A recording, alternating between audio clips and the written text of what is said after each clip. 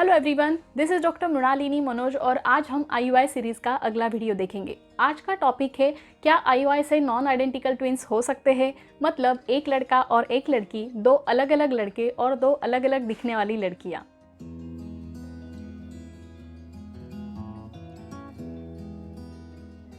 नमस्कार, मैं हूं doctor Mrinalini Manoj. I am an embryologist और मैं हमेशा आपके साथ health related informative video share करती हूं। हमने आपके साथ आईयूआई सीरीज़ में 5 से 6 वीडियो अब तक शेयर किए हैं। अगर आपने अब तक वो वीडियो चेकआउट नहीं किए हैं तो उसका लिंक मैं नीचे डिस्क्रिप्शन बॉक्स में दे रही हूँ। लास्ट वीडियो आईयूआई और ट्विंस में जो लास्ट में मैंने क्वेश्चन पूछा था कि आप identical twins and non identical twins के बारे में अगर आप जानना चाहते हैं तो #ट्विंस लिखिएगा। तो बहुत सारे कमेंट्स उसमें रिसीव हुए। इसी टॉपिक पर आज हम एक इन्फॉर्मेटिव वीडियो आपके साथ शेयर कर रहे हैं। तो विदाउट एनी गपशप लेट्स स्टार्ट टुडेज वीडियो। आज हम बात करेंगे कि आईयूआई से नॉन आइडेंटिकल ट्विंस हो सकते हैं क्या। बेसिकली ट्विंस के दो प्रकार होते हैं, non identical twins and identical twins. Non identical twins अगर हम देखेंगे तो जैसे एक लड़का या एक लड़की, दो लड़के लेकिन अलग अलग दिखने वाले, अलग अलग चेहरे वाले, दो लड़कियां अलग दिखने वाली, अलग चेहरों वाली, ये हो गए तीनों प्रकार के ट्विंस को हम नॉन आइडेंटिकल ट्विंस कहते हैं। और आइडेंटिकल ट्विंस मतलब जैसे नाम में ही है, सेम दिखने वाले। आइडेंटिकल यानी दो लड़के दोनों सेम दिखते हैं, दो लड़कियां बिल्कुल एक दूसरे की तरह दिखती है। इन ट्विंस को आइडेंटिकल ट्विंस कहते हैं। आज की वीडियो में हम नॉन आइडेंटिकल ट्विंस के बारे में बात करेंगे। जिन लोगों को आईयूआई के बारे में नहीं पता है उनको मैं बता दूं, आईयूआई में हम क्या करते हैं। आईयूआई प्रोसीजर करना जब फिक्स हो जाता है कि इस महीने में हम आईयूआई प्रोसीजर करवाएंगे, तो अब हम महिला को, वाइफ को उसके पीरियड के सेकंड डे से कुछ दवाइयाँ शुरू करते हैं अंडे बढ़ने के लिए, जिसे हम ओव्यूलेशन इंडक्शन कहते हैं। इन दवाइयों की वजह से वाइफ के ओवरी में यानी एक साइड के ओवरी में एक अंडा या दो अंडे या दोनों साइड के ओवरी में एक एक अंडा बढ़ना शुरू हो जाता है। अंडे बढ़ने की इस प्रक्रिया को डॉक्टर्स ट्रांसवजाइनल सोनोग्राफी के जरिए उस पर नजर रखते हैं। जनरली पीरियड के 8वें, 10वें, 12वें, 14वें दिन पे ये सोनोग्राफी करवाई जाती है। इस प्रोसीजर को, इस सोनोग्राफी को फॉलिकुलर मॉनिटरिंग या फिर फॉलिकुलर स्टडी भी कहा जाता है। जब डॉक्टर्स को पता चलता है सोनोग्राफी में कि अंडे का साइज फुल्ली मैच्योर हो गया है, यानी कि 18 से 20 mm तक हो गया है, तब उस अंडे को फूटने के लिए एक इंजेक्शन दिया जाता है, इंजेक्शन HCG, जिसे ट्रिगर भी कहा जाता है। उस इंजेक्शन HCG की वजह से अंडा फूटकर उसमें से एक स्त्रीबीज रिलीज होता है। इसीलिए उस इंजेक्शन के बाद 36 से 48 घंटे के अंदर आईयूआई प्रोसीजर करवाया जाता है। आईयूआई प्रोसीजर के लिए हस्बैंड के जो सीमेन सैंपल होते हैं उसे कलेक्ट करके उसको प्रोसेस किया जाता है। उस प्रोसेसिंग में हाईली एक्टिव मोटाइल स्पर्म्स को इकट्ठा किया जाता है। उन एक्टिव मोटाइल स्पर्म्स को एक आईयूआई कैथेटर की मदद से वाइफ की बच्चेदानी में यानी यूट्रस में छोड़ दिया जाता है और इसी प्रोसीजर को इंट्रायूट्राइन इंसेमिनेशन कहते हैं। अगर वाइफ के ओवरीज में एक साइड की ओवरी या दोनों तरफ से एक एक अंडा, इस तरह से दो अंडे अगर बन रहे हैं तो जाहिर सी बात है वहाँ पे ट्रिगर देने के बाद, इंजेक्शन HCG देने के बाद दो एग रिलीज होंगे, दो स्त्रीबीज रिलीज होंगे, राइट। अब दो स्त्रीबीज अगर अवेलेबल है और जैसे हम हाईली मोटाइल स्पर्म्स बहुत मिलियंस में उसका काउंट होता है वो भेजते हैं, यानी कि स्पर्म्स की वहाँ पे कोई कमी नहीं होती है। अगर दो स्त्रीबीज अगर अवेलेबल है और स्पर्म्स भी काफ़ी सारे हैं तो उसकी चांसेस बहुत हाई होते हैं कि दोनों एग्स फर्टिलाइज हो और दो बच्चे वहाँ पे तैयार होने की संभावना होती है। अगर वाइफ में दो एग तैयार हुए हैं और HCG इंजेक्शन के बाद दोनों अंडे फूट कर उसमें से दो स्त्रीबीज अवेलेबल है, आईयूआई प्रोसीजर करवाया है, तो उसके चांसेस काफ़ी ज़्यादा होते हैं कि दोनों एग्स फर्टिलाइज हो सके अलग अलग स्पर्म्स के साथ, और दो एग्स फर्टिलाइज होने के बाद वहाँ पे दो एम्ब्रियो तैयार हो, दो बच्चे तैयार हो।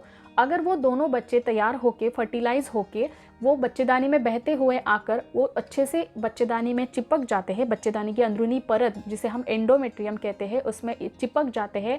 इम्प्लांटेशन प्रोसीजर अगर उनका कंप्लीट हो जाता है तो यस, तब हम कहते हैं कि इस लेडी को, उस वाइफ को ट्विन प्रेगनेंसी कंसीव हो चुकी है। अब ये ट्विंस नॉन आइडेंटिकल ट्विंस होंगे या आइडेंटिकल ट्विंस होंगे, ये किस तरह से हम जान सकते हैं या किस बात पे ये निर्भर करता है, चलिए समझते हैं। एक सिंपल सा रूल होता है कि अगर दो अलग अलग स्त्री बीज को दो अलग अलग शुक्राणु फर्टिलाइज करते हैं तो डेफिनेटली वहाँ पे नॉन आइडेंटिकल ट्विंस बनते हैं।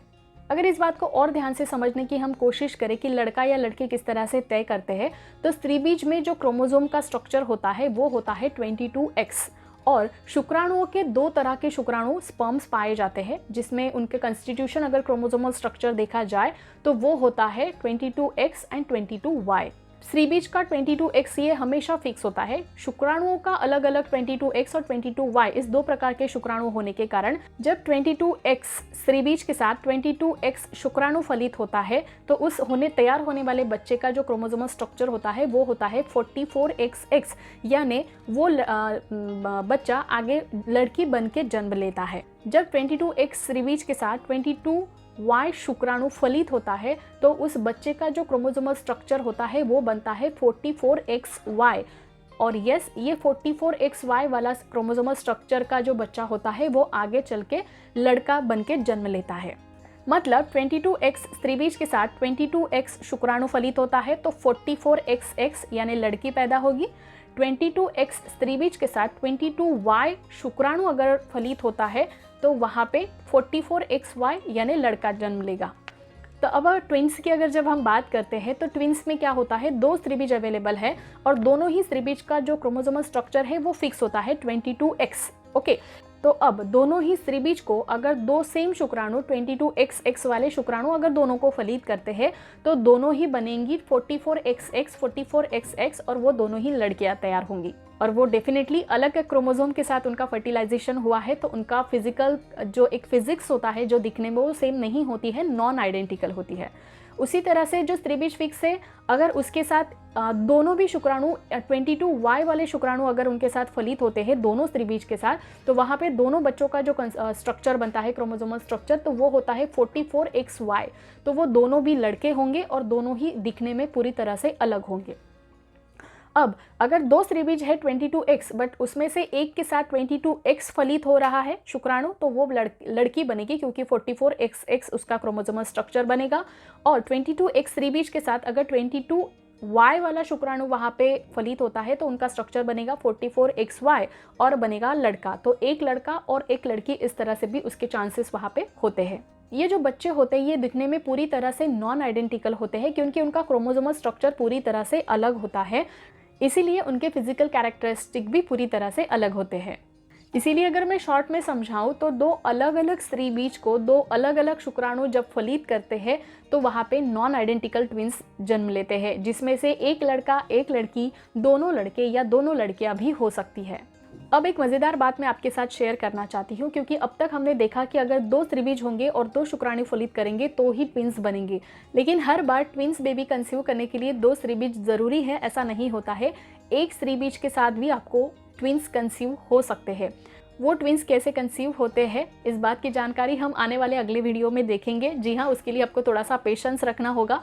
उस इन्फॉर्मेटिव वीडियो को अगर आप मिस नहीं करना चाहते तो चैनल को अभी सब्सक्राइब कर दीजिए। साथ ही साथ वहाँ पे बेल आइकन पे क्लिक करिएगा, वहाँ पे ऑल नोटिफिकेशंस पे भी ज़रूर क्लिक करिएगा ताकि जब वो हमारा इन्फॉर्मेटिव वीडियो हम अपलोड करेंगे आपका सबसे पहला नोटिफिकेशन उसका आ जाएगा और आप उस वीडियो को मिस नहीं करेंगे। अपने सवालों को कमेंट सेक्शन में पूछना ना भूलिएगा। तो चलिए मिलते हैं हमारे अगले वीडियो में एक नए टॉपिक के साथ। तब तक के लिए अपना ख्याल रखिए, स्वस्थ रहिए और हमेशा हमारे साथ जुड़े रहिए बिकॉज हेल्थ इज़ हियर। नमस्कार।